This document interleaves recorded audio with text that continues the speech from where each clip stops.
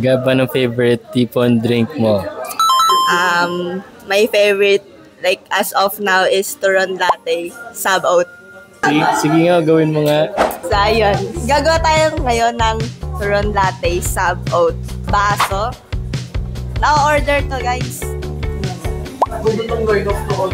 Brown sugar. Milk. Shake muna. Siyempre, required yun. As mimix natin. Make sure na lahat na mimix. Next, gagawin natin yung SCF natin.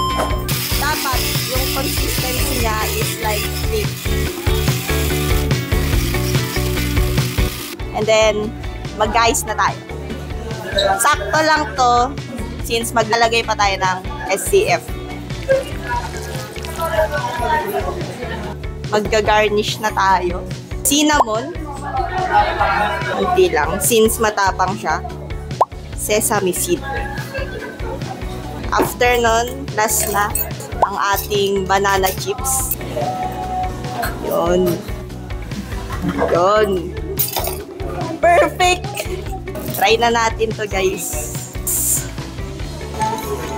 Guys, kinakain yung banana chips, ha? Huwag nyo iniiwan sa ilalim.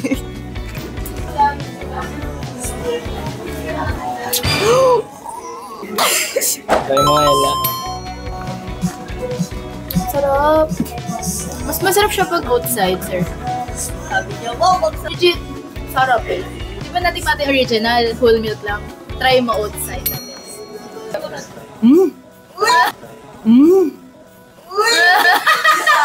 Hindi, pero di ba? Legit. No joke, no joke. No. grabe! Eh, masarap ka. Naging parang umami. Umami. Sarap, guys. Recommended. By Gab. Kasi Ate Denise, kailan natin, guys. Si Ate Denise pala, kitchen namin. Ay, bawal Oh, po. diba? Masarap na kayo ko. Masarap po. Sarap.